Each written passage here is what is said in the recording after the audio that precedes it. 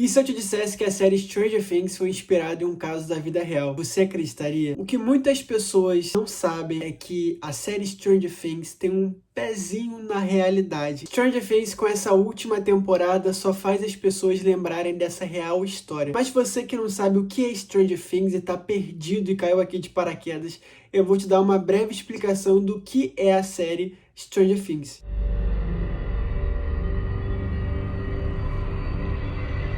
Stranger Things é uma série da Netflix que mistura aventura, poderes, suspenses e entre outros assuntos que é muito interessante da série que eu não vou te dar um spoiler. A história começa com um garoto chamado Will Byers que simplesmente sumiu sem deixar nenhum vestígio, entre aspas, na cidade de Hawkins. E os seus amigos em sua busca acabam encontrando a Eleven, uma menina com poderes telecinéticos que escapou de um laboratório secreto do governo. Mas o que essa história mirabolante tem a ver com a realidade? E é isso que vocês vão descobrir no vídeo de hoje. Salve, salve, galera! Para quem não me conhece, eu me chamo Pedro Martins e gravo vídeos sobre casos criminais e curiosidades, entre outros assuntos nessa área. E se você quiser me seguir, me acompanhar no Instagram e me acompanhar no TikTok, tá aqui as minhas redes sociais. E é isso, vamos pro vídeo. Mas antes de tudo, a gente precisa entender da onde que surgiu a série Stranger Things. Muitas pessoas que assistem a série são fãs da série e não conhecem a sua real história. Tudo começou com os criadores, que são os irmãos Duffers,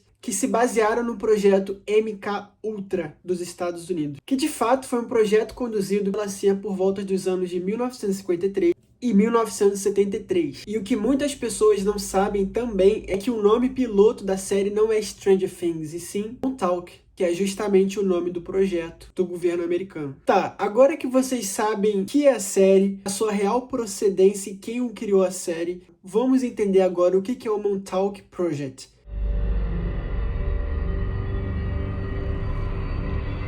O Projeto Montauk é um projeto proveniente da Agência Central de Inteligência dos Estados Unidos, mais conhecido como a CIA. Como eu já falei no início do vídeo, isso tudo aconteceu por volta de 1953 e 1973. Para quem não sabe, durante esse período, além de estar acontecendo toda essa situação, também estava acontecendo uma coisa importantíssima para a história mundial, que era justamente a Guerra Fria. Além disso, a CIA dizia que o Nordeste dos Estados Unidos era crucial para ser vigiado caso ocorresse uma invasão soviética nos Estados Unidos. É aí que a CIA decide criar uma base militar em Long Island, Montauk, que fica em Nova York, para fiscalizar a progressão marítima da região perto ali do Nordeste dos Estados Unidos. Até então, essa seria a justificativa para a criação dessa base militar ali em Nova York. Tá, mas qual foi o motivo para isso tudo? Calma, meu sábio gafanhoto, que eu já estou chegando nessa parte. Mas para quem já está entendendo e já está lembrando um pouco da história mundial, sabe muito bem que a guerra entre os Estados Unidos e a União Soviética predominou durante a Guerra Fria. Quando os Estados Unidos percebeu que não iria ter um ataque soviético no Nordeste dos Estados Unidos, eles resolveram usar esse espaço para fazer outras coisas. Claro, e além de continuar fiscalizando se havia algum navio por perto da União Soviética. É que a CIA, interligado com o governo dos Estados Unidos, decide começar a fiscalizar e a estudar a consciência humana. Mas o principal estopim para acontecer essa busca incessante pela consciência humana vem lá da Guerra das Coreias. E eu vou te explicar o porquê disso. Durante a Guerra das Coreias, alguns americanos prisioneiros de guerra foram libertados e voltaram para suas cidades. O que os Estados Unidos não esperava é que alguns soldados pudessem ter uma dicotomia em relação ao capitalismo e ao comunismo. Com isso, alguns deles começaram a ir para suas terras com ideias. O comunismo seria uma boa opção. E justamente acabou preocupando o governo, no geral, sobre esses soldados, o que a União Soviética podia ter feito com a mente deles. E com a ideia de que a União Soviética tenha entrado na mente desses soldados americanos, a CIA resolveu investir 25 milhões de dólares em busca por experimentos psiquiátricos. Para quem assistiu a série sabe que qualquer semelhança é mera coincidência, né? Mas como que os Estados Unidos pegavam essas pessoas para fazer estudos? Essas pessoas iam até esses locais? Como é que funcionava isso? Agora vamos falar um pouco sobre essa questão de recrutamento dos Estados Unidos, que não era bem um recrutamento, para estudar pessoas, né? Já que eles queriam estudar pessoas, precisava de pessoas. O projeto inicial para recrutamento de pessoas começava na Operação Midnight clímax. Começava justamente em um bordel, vamos começar por aí. Que as prostitutas pegavam os homens que chegavam até elas e aplicavam LSD, para quem não sabe, é uma... para que os cientistas da CIA pudessem estudá-los.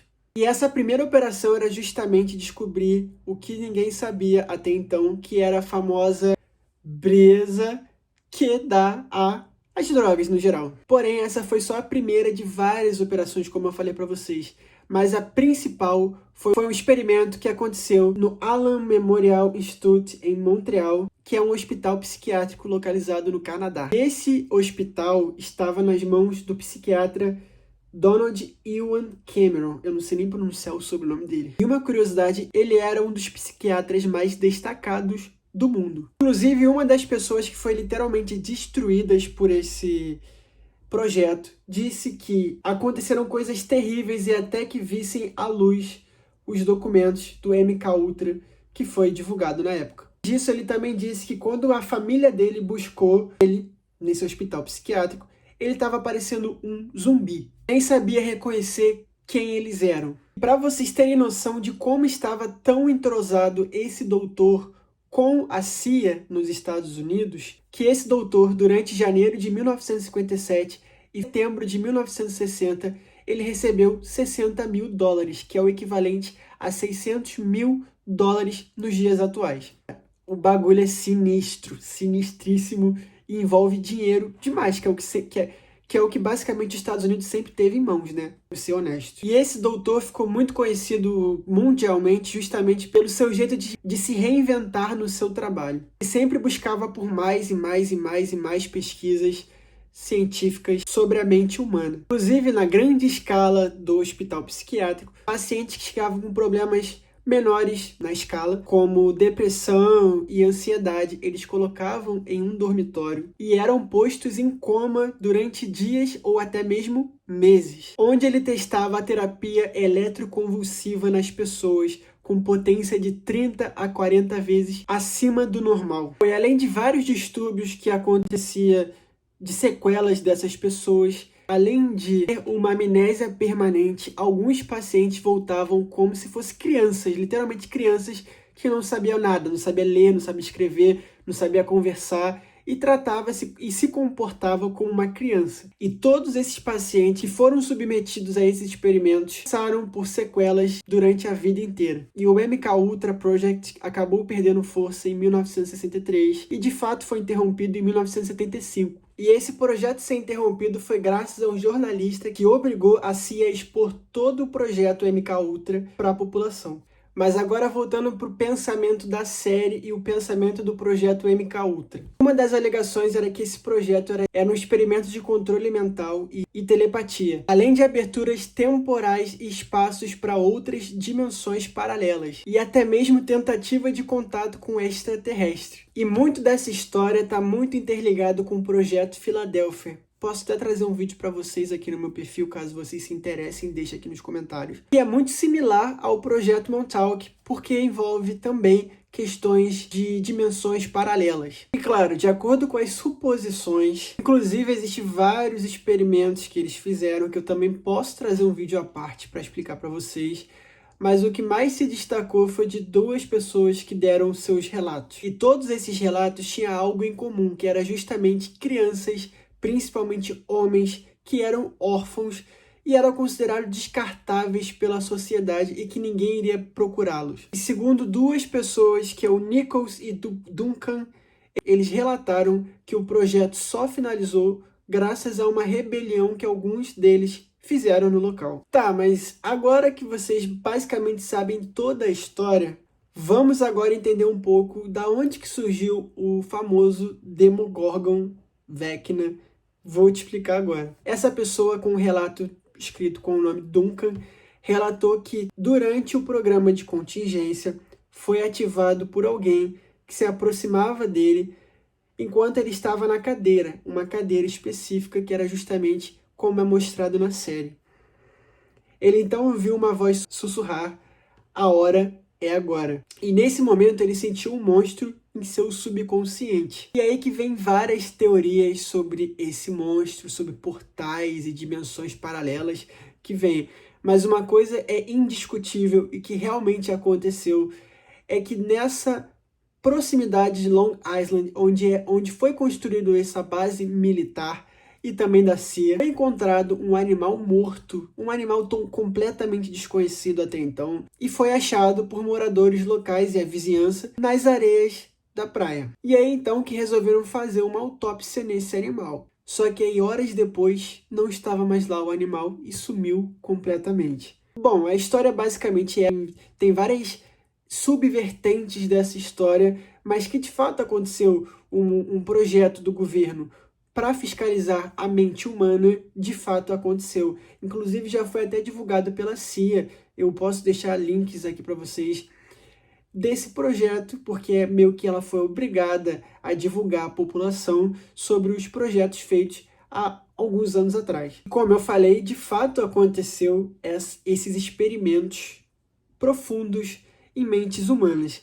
Mas aí eu te pergunto, será que de fato aconteceu isso tudo que as pessoas relatam de fato aconteceu, como viagem paralela, outros assuntos que é abordado na série? É aí que fica o questionamento. Mas e aí, o que vocês acham? Eu quero saber muito a opinião de vocês. Vocês acreditam que a história de fato existiu? Ou que vocês acham que é realmente uma teoria conspirativa, né? Uma teoria da conspiração? Deixa aqui nos comentários e se inscreva no canal que eu posso te trazer uma parte 2 contando um pouquinho melhor sobre a história das pessoas que estão vinculadas a esse projeto. Os relatos mais profundos, porque eu só abordei acima, eu posso deixar tranquilamente isso aqui para vocês, posso trazer o vídeo para vocês, mas eu preciso que vocês comentem. É isso. Muito obrigado, deixe seu like, se inscreva no canal e é isso. Valeu!